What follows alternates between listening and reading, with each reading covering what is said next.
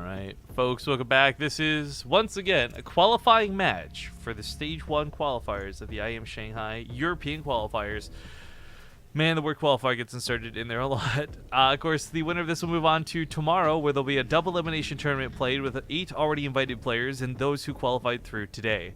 In the bottom left side, we do have what I would imagine is the favorite in this series. He's changed his portrait to Tracer, because he says this will be a fast TVZ. See what he means. It's going to be uThermal. Where's the 3-Rax Reaper, bro? That's what I thought was coming, but I guess not.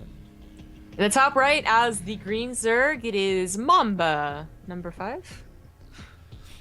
1, 2, 3, 4, 5. You just like that one line. I like the overall song, man. It's super catchy. Jessica. But it does help that my name is in it. TLO apparently advances through, by the way, is a report on the brackets, at least going off of chat. I haven't actually looked myself, but that'd be really awesome if that's the case. So I'm going to actually tab out to refresh right now because I really love TLO. I got that song stuck in my head. There's no actual update on the brackets. Maybe chat's trolling us. I hope TLO actually goes through, but people are saying 2-0 sort of, so that's pretty cool if that's the case. Sort of's quite the good player. How many get out tomorrow? 2? 4? 1? I think it's top 2. I could be mistaken. We'll have to look. Because this is the I one would that's like you get flown out by ESL and paid for and shit, I think.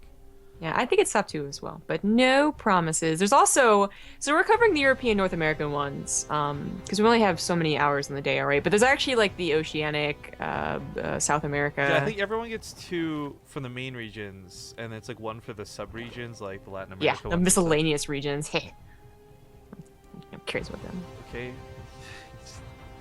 Okay. Okay.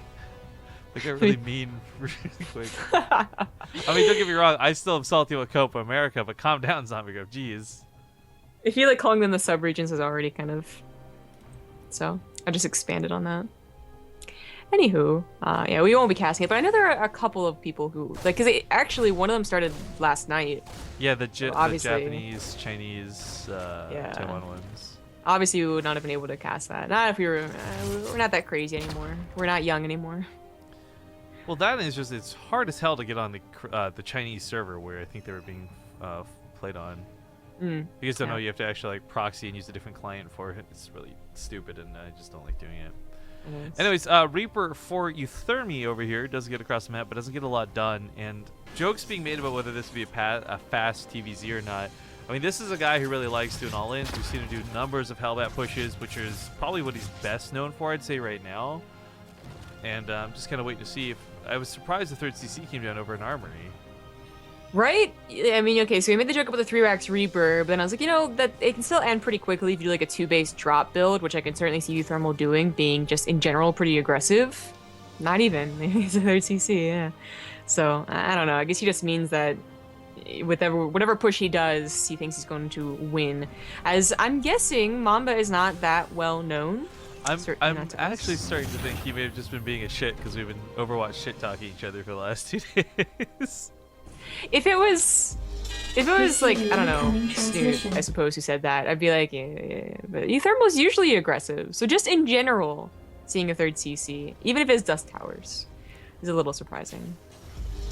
Got a couple of back-to-back donations coming in. Wow. Thank you guys so much. Milius Pro donates $5 and says, I got my wisdom teeth pulled out for free in Denmark. You need this more than me. Hearts.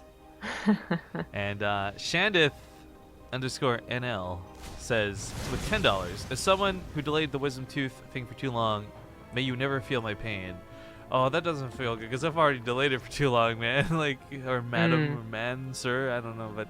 Man, sir. Yeah, actually, speaking of like all the Europeans showing off and whatnot, you've heard about what do they call it? Health tourism or something? Medical tourism? But I'm getting sick of them rubbing their better phone services and their health services and like I'm right? Canadian and even I'm feeling hurt by this. But seriously, you've heard about it, right? Where people go to different countries because it's actually cheaper to fly and have a vacation and then get your oh yeah, I've heard about that. Yeah, your stuff done. Yeah. A lot I has just to do with can't more believe... surgery stuff than I've ever heard with dental, though. Well, there's this one, there's a best of, actually on Reddit, where someone actually, they didn't pay for the surgery for this guy's teeth. His teeth were really messed up, by the way. But they definitely paid for his travel to, I think they were originally going with Mexico, and then someone was like, no, don't go there, go here or something like that, for better results. So it happens for everything actually, which I can't believe that that's allowed. I would have thought that the countries would be like, no, we're not giving you our free or almost free healthcare. Go somewhere else. So I don't know how that works, but it sounds fun.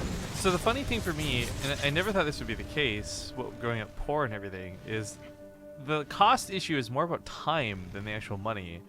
Like to take a week off to travel and then take another week to recover, that's actually something I don't think Well, that's what afford.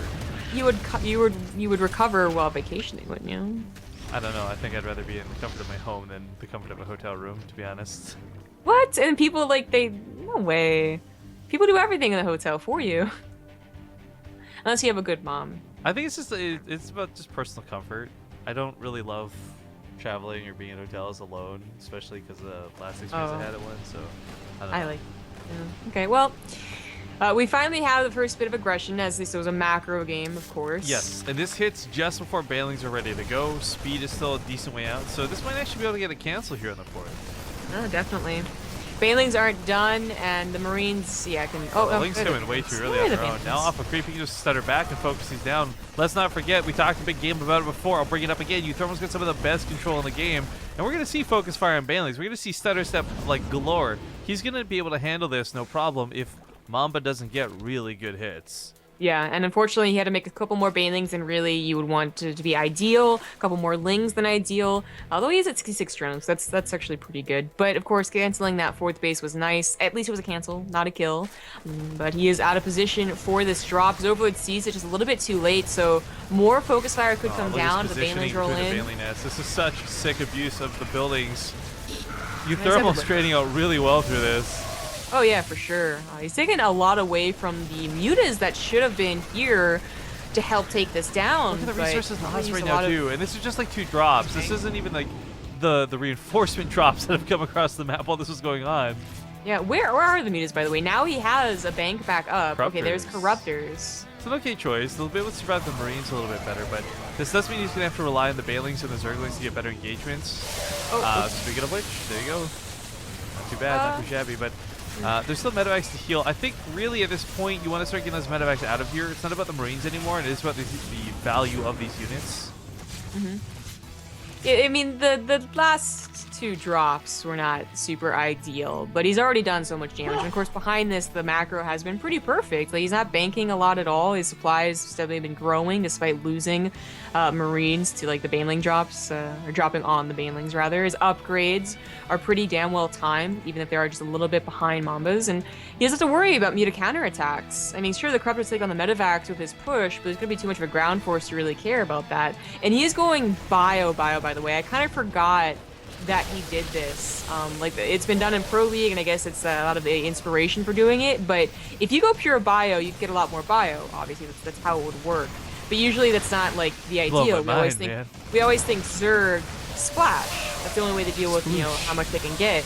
But if your splits are good and you have good control of your Marauders and all that jazz, then yeah, totally mass fire. Kind of like what we just saw there. Now the last few Zerglings that are even alive are trying to turn into Banelings. He's split up so well, these can't even get the hits, even if they were to be in position. Now the X can get pounced upon. uThermal, he's pre-splitting. He's really not wanting to take a bad engagement here. He's picking off the Corruptors while this goes on. They're being whittled away. In Mamba's life, yep, gonna be extinguished. Shout out to Kiwi Metros, by the way, as we get out of game 1 here. But we are going to go to a small break, guys. It is the last best of 3 we'll be casting for said qualifier, so stick around. We'll be back soon. Game number 2 on the way. All right, we are back in action for game number 2. Spawning in the bottom left side of the map. He did win that first match. It is going to be the Red Terran player, uThermal. The bottom right, as the green Zerg, it is Mamba. Alright, so Mamba, we don't really know a lot about. I don't want to say he did anything too bad, but at the same time, we didn't see uThermal actually go like straight up Super Saiyan mode. He wasn't doing the craziest focus fire dancing you've ever seen in your life. He just kind of kept catching Mamba really unprepared for his drops. You know, there wasn't Lings underneath the medevacs waiting to catch the units unloading. They were always responding, and Yeah, that gave uThermal time to get inside mineral lines, between bailing nests. Like, he was able to just take advantage of every situation he found himself in. Yes. Unfortunately, I can't think of much that Mama can do except just... Well, actually I can. Just don't go as early with Lings, and he automatically does like 100% better. He forces the pickup a lot earlier for uThermal. He's able to run back quicker, potentially, as he doesn't have to remake the Lings that he lost. Yeah, that's probably where that would change. But only if uThermal was going to do the exact same thing, which I don't think he would, the map being so different and all. I mean, hell, it's hard to fit a third CC in your main base on this map. Of course, by the way, it has been confirmed at this point that TLO did actually advance over. Even tweeting about it now. Make sure you guys go congratulate him if you haven't already. So that's some really good players getting through. I mean, I already liked a lot of the players they invited. You know, that's the fact there's no Terran.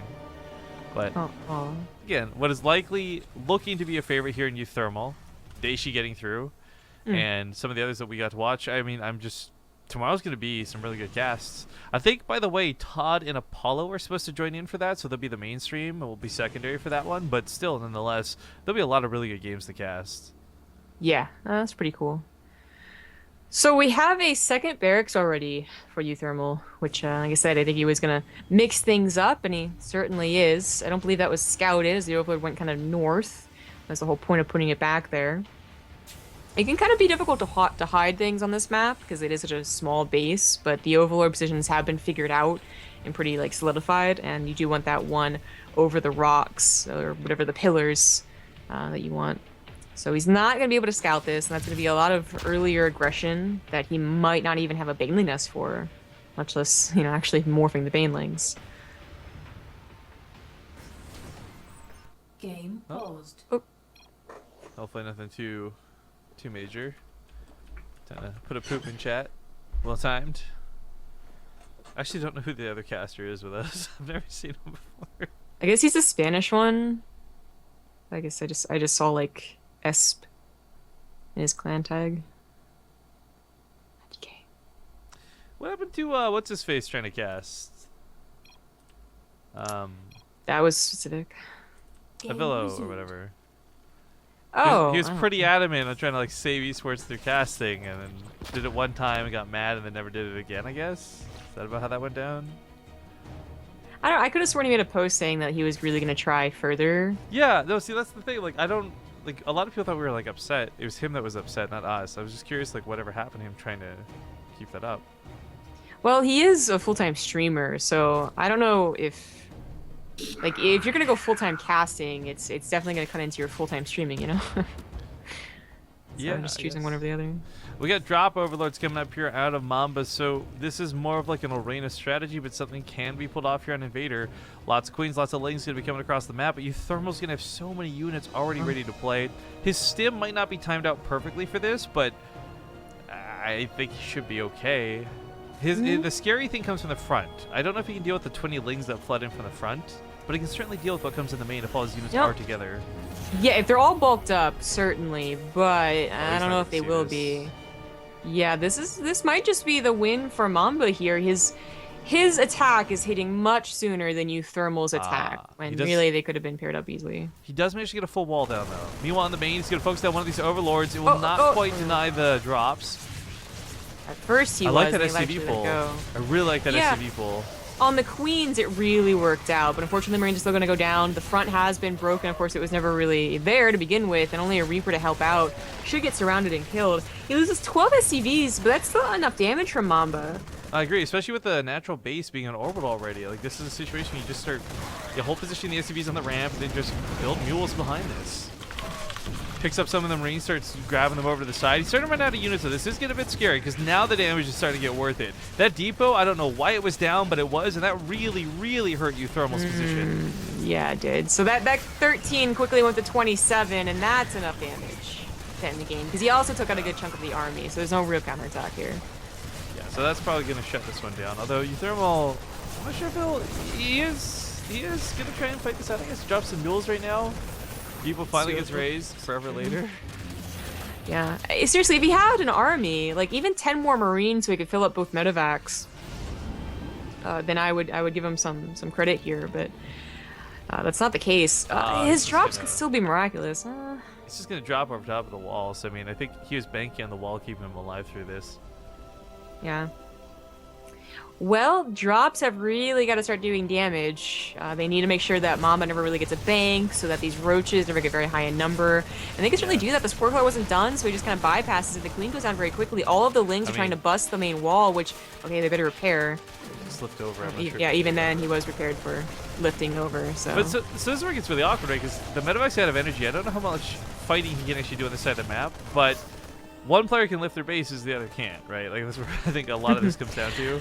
Actually, the problem for uThermal is the lack of healing. Only one Medevac, and she's almost out of energy. She's been out of energy for a while, She's out of energy. He could be doing some pickup drop micro. I'm not sure why he's not, actually, but the Queen's going to fall. Drones get pulled. Oh, what the The Queen made a mistake killing the creep, too. Remember, the drones did, too. This game is over. There's no way 3 Marines win. No, he's 16 Marines? Totally. I think they would actually win. Shut up, but 3. If he got a bunker, which he can't, because no SCPs. He's trying to wall off. I actually think this is hilarious. That's game. Alright, map number 2 is going to go to Mamba, and uThermal will tap out.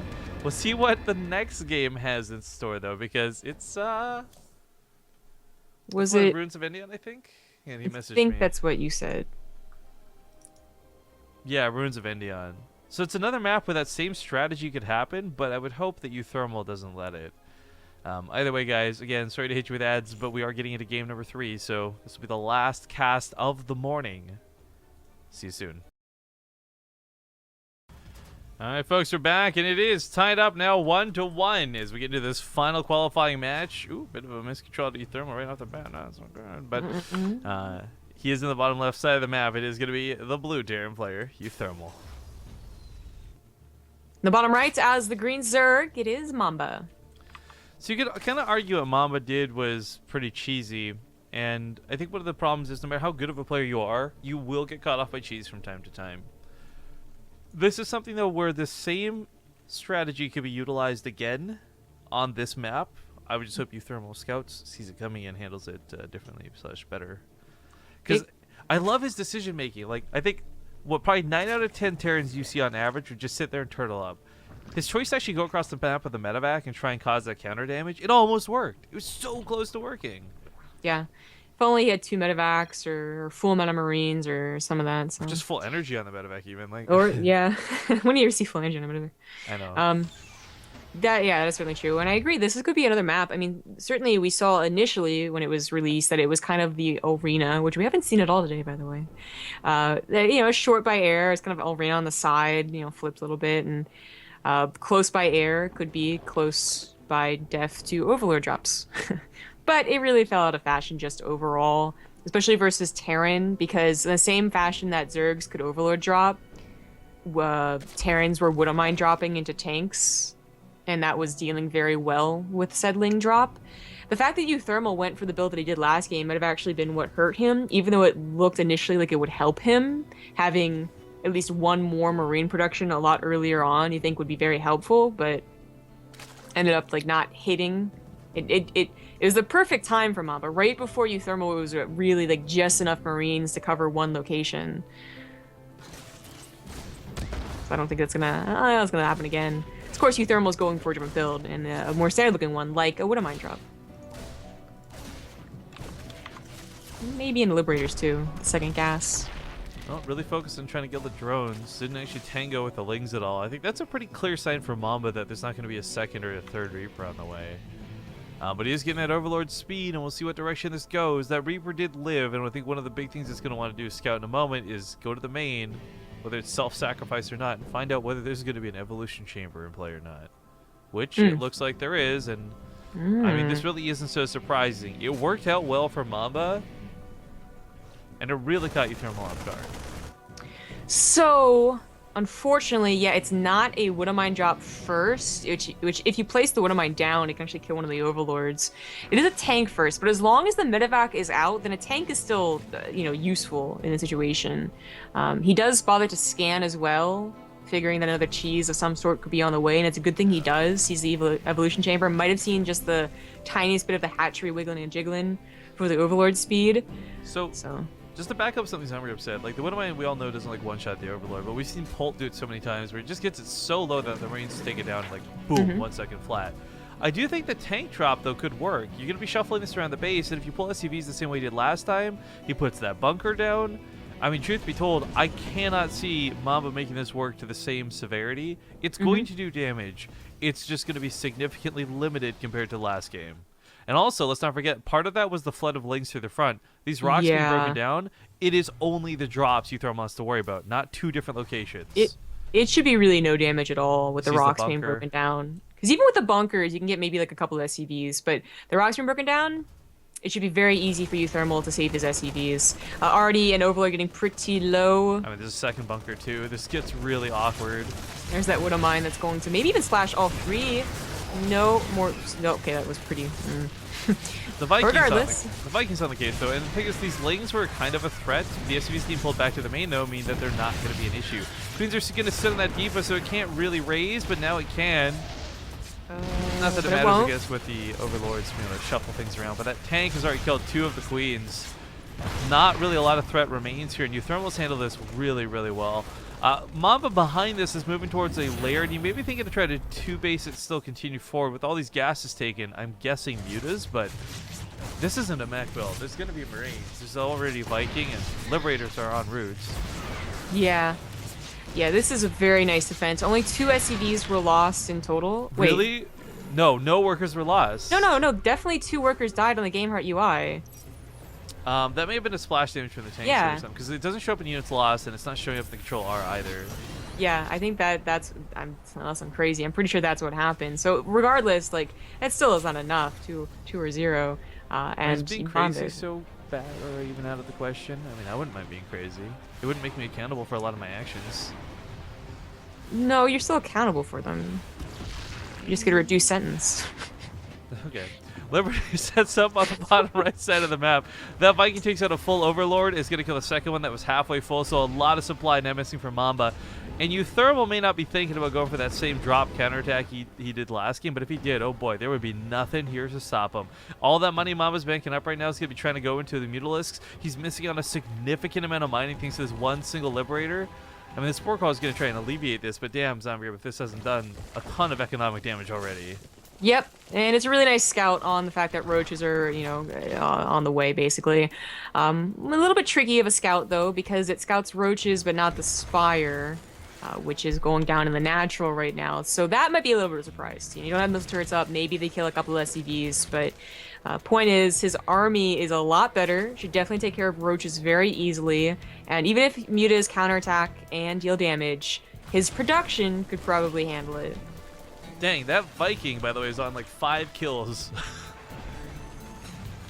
The Liberator just dancing around, being really, really annoying. The Spire has not been scouted, but I don't think it's such a big deal that it hasn't, because it's not gas that limits Mamba here, but it is minerals. 5 mutas at most are going to get made. Yeah, and not much left over for any amount of roaches. uThermal is playing pretty cautious because he doesn't really want to push out without stim, and that's a long ways to many Marines, finishing. Though. Like, stim or not. Yeah, and he does need those reactors. There we go. But you're right. Like, only 2 mutas right now. Supply block. That's what's happening. Because of the Viking, I guess. It killed. Hey, Viking. How many Overlords now? Still 5? Like, that's a lot to go down. Yeah, although, it also... Wait, what? I guess drop... Oh, because drop Overlords. Sorry, I didn't see it on the units last time. I was like, where's the Overlord? Oh, okay. So it also took away the scouting. uThermal now has an option, even with mutas out, and not that many mutas, to maybe, if he sees them to the north, drop to the south, and there's not much Mama can do if, you know, entire medevacs unload. He just doesn't have any units. It really is all about the mutas right now, with an option for roaches later on. Another Overlord's gonna go down. This is interesting because you just stutter stepping, controlling the Viking intentionally to kill that Overlord. Alright, so not the most devastating supply block. Gonna get like maybe one more drone kill. Yep. This has been pretty good for uThermal so far, but the question is, yo, can he throw this game? It's not can he win. We think we know he can win. It's without a doubt. Can he throw this game? There's no banelings in play. It's just roaches and mutas. If he gets all of his medevacs sniped with tanks in them, and then loses a bunch of reactors to mutas, maybe. I like that he combat actually kept that shields. bunker alive. Combat shields would suck to lose, but it's not really devastating. Not like It's Stim. not. Yeah. So yeah, push is still commencing, and there's nothing Mamba has. Like, it's half the army supply. actually- Roaches are not very good at all. And the argument is definitely going to be made here where you don't need combat shields because there's no banlings. Like, it's not as big a deal. GG, uThermal! Terran hype! Woo! More balanced bracket by 1. I know, 2 Terrans moving on to day 2. The rest are all Protoss and Zerg, but I'm very excited to see who uThermal gets seeded against, who Daishi gets seeded against. We'll see how that looks once they announce the brackets and release them, but that does conclude today's qualifiers for the morning half. I think it's about 5 hours, 4.5. What is on Team Liquid actually? 4.5. Was it I thought it was a little bit longer. Okay, whatever, not a big deal. Either way, about 4.5 hours from now, guys, we're going to be back with more, as we'll be doing the North American qualifiers. But I'll tell you what, where's this thing? I'm thinking about just rebroadcasting right up until then. We've got the VODs from like the Ting Open still. Okay. Is there a reason not to? Just because I guess I'll be napping. So yeah, might as well. So I'll load one of those up here in a moment, guys. I do want to show off this board game once again before I take off. This is for the arcade block. Someone asked in chat, so that's why I'm showing it off once again, not just because I'm like, this is a cool board game, whatever. We got this Risk board game. This is a picture I took yesterday during the stream. You can see several signatures on it. Drogo, Neeb, Snoot, Mike Morhaime, Cats, just identify a few. Total Biscuits even down here. If you want a chance to win this collector's edition of the StarCraft 2 Risk board game, the only way to enter into this is by purchasing a subscription to Nerd Block, Horror Block, Arcade Block. It doesn't matter. Just make sure you click the link below the stream so they know you came from BaseTradeTV. And then take a screenshot of your purchase, like the proof of purchase screen, and just send it to us here on the channel. We've got 6 people currently entered into the raffle for this board game. It's got DreamHack Austin is where we got all the signatures from too. So most of the players who played there, the staff. I actually asked, like, did we have Flo? Yeah, we even had Flo, the Observer, sign it. So everybody. And then inside there are 4 little messages from myself, Sombrgrub, Olivia, and Fear Dragon for you guys to check out as well. All that good stuff. So down below on the stream, click on the info bar, all that good stuff. But I think, yeah, we'll just end it here. So I'm not even going to go into too big of a spiel. Thank you to our sponsors, G2A, Yord, Chairs for Gaming, Arcade Block, and Corsair. All awesome people helping keep StarCraft alive. You guys donated today who are fucking awesome, cool. But yeah, 4.5 hours we'll be back with the other qualifiers. So while I go find the VOD for this, do you want to say your goodbyes? Yeah, follow me on Twitter at CG Gaming and Twitch, Zombiegrub, and YouTube is also Zombiegrub, I suppose. I'm putting up some stuff on YouTube if you really want to check it out, but it's not too great. Okay, Korean, European, or Wildcard qualifier, which should we rebroadcast? Wildcard. You know what's funny? I just looked at this folder I have with all my rebroadcast stuff. We still have like Tasia versus True TVZ Alima League monthly finals from forever ago. We got the Ting 2v2 tournament from last year. Whoa. Little Mount versus Bunny WCS EU qualifiers. Like, I didn't realize how much old VODs I have here. I should probably clean up off my computer and save some space. Probably. Anyways, thank you guys for joining us today. If we miss you out on the shout outs, please know we love you. Otherwise, we'll be back in about 4.5 hours for more qualifier stuff. So that being said, here's the VOD, and we'll see you guys later. Bye. Wait, did you see Wildcard? I don't remember. I did. Okay. Boom. Good morning, and welcome to the Ting Open Season 2 Wildcard Qualifiers. Today's going to have people playing from every and any region. We already see a couple Koreans in the bracket, but most notably, a ton of Europeans. Oh my god, this bracket is huge, Zombiegrub. Yeah, it's pretty big. A couple of North Americans as well. I saw Puck still signed up. So there's, well, yeah. Yeah, I actually, looking at it, I don't know many of these other names to say that they're North American or not, but I'm hoping that's actually Solar and Solkey and Keen and like lots of other cool names here. Healer, I actually want to give a shout out to. Hopefully we'll see him do well today. I know that there's some kerfuffle yesterday with Harstom not checking in, but I can confirm, even though the brackets aren't set at the time of me saying this, he is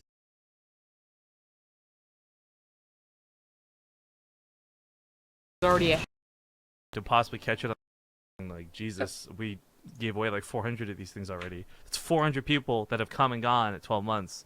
It's kind of insane. pretty cool. King Sejong Station to start, though, I see.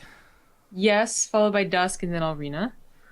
Okay, let me just get the Oh, try to load the map intros, but once again, we have XSplit being excellent. That's what the X in XSplit stands for, but you guys didn't know that. No, for real though, this shit's like breaking. There we go. Okay, we should be good.